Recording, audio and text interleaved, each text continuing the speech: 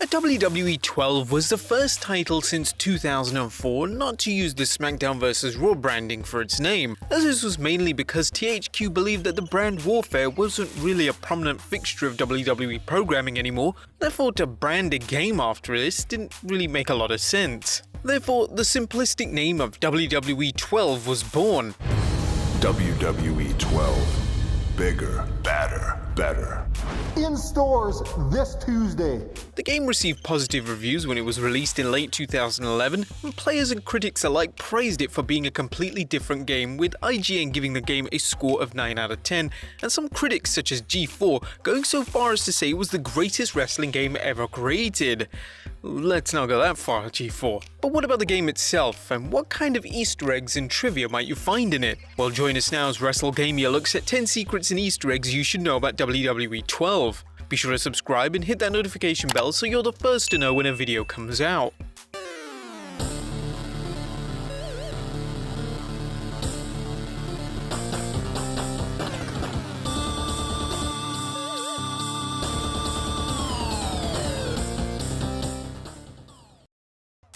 Number 10. Thanks for playing.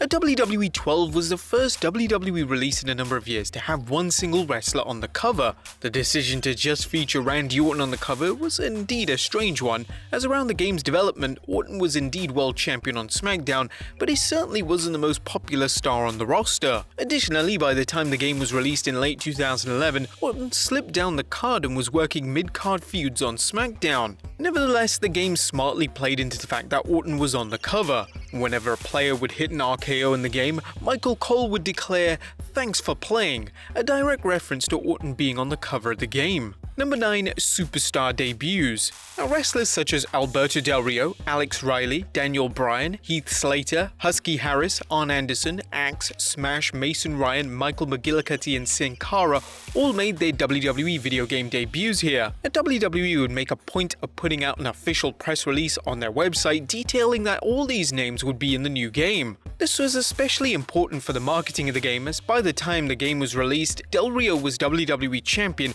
and Bryan was about to win the world title, making their inclusions in the game incredibly important to the game's longevity and success in the forthcoming year. Number 8. Karma. Karma would make her WWE debut shortly after WrestleMania 27 in 2011, and fans were excited to see her included in the game. I have always wanted to be a mother, and I will, because I am currently with child. However, her run would be very brief, as she would announce her pregnancy shortly after her debut, meaning that WWE decided not to include her in the game. This angered a lot of fans who were really excited to play as Karma for the first time ever. They managed to rectify this error in WWE 12 by including Karma as a DLC character for the release. This worked out very well for WWE, as she would be featured in the 2012 Royal Rumble match, which no doubt upped the demand for players to unleash Karma into the game itself. Number 7. The servers remain online. Now, due to the popularity of WWE 12, the servers have remained online for over a decade. Now, there have been numerous attempts to shut the server, however, due to the player backlash and popularity of the game remaining high, the server has still remained online. Now, this is some achievement for any game, never mind a WWE release. It truly highlights just how much the game impacted people and just how enjoyable the gameplay continues to be 10 years on from its release. Number 6. Michael Cole became a playable character in the game. Well, Michael Cole traditionally hasn't been a playable character in WWE video games, with the exception of SmackDown 2 Know Your Role and WWF No Mercy. Obviously, having Cole as a playable character doesn't make any logical sense, but when he began to have matches on WWE programming in the infamous feud with Jerry the King Lawler, they had no choice but to include Cole as DLC and allow players to play as him. WWE would even include Cole's orange singlet, which was no doubt a popular decision for all of Cole's coal miners. Number 5. Wrong themes. The two of the new superstars in the game were that of Mason Ryan and Husky Harris, who would obviously later go on to be The Fiend Bray Wyatt. For their official theme songs in the game, THQ made a huge mistake. They would give Mason Ryan Husky Harris's theme and vice versa. Now, although this is a humorous error, it is an error that shouldn't have occurred. It probably went unnoticed with many people, as who was playing with Husky Harris or Mason Ryan in the game. Number 4. Edge became an unlockable legend.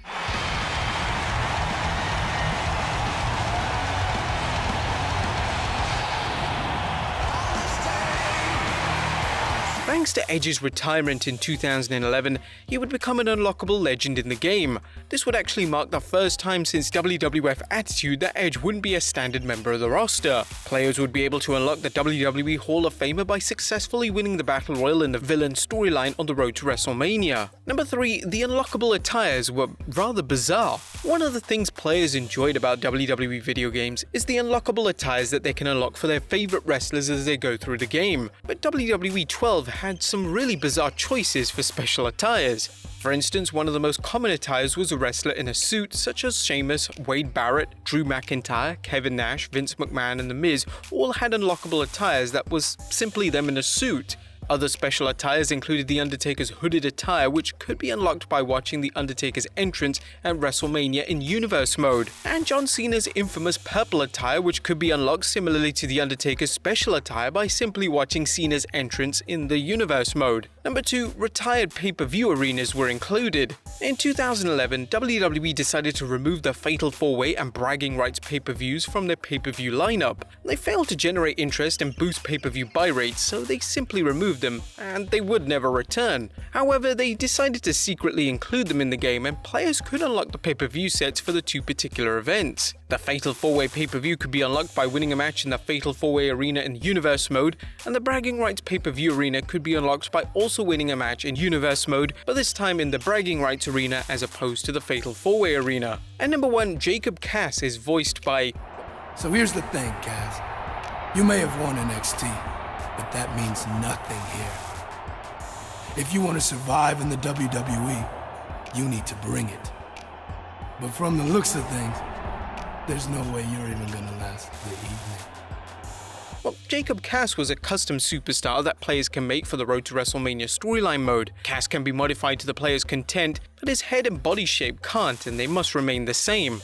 Cass was the 7th core in the WWE video game history to be given their own storyline, and it was an inclusion that players seemed to enjoy. But there's something not a lot of players know about Cass and who voiced him, as he was actually voiced by future WWE superstar Austin Aries.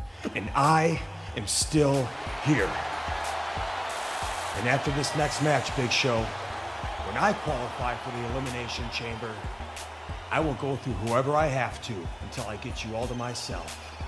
But there you have it, folks. 10 Easter eggs and secrets that you need to know about WWE 12. Be sure to leave your comments down below, and I'll see you next time with some more wrestling video game content.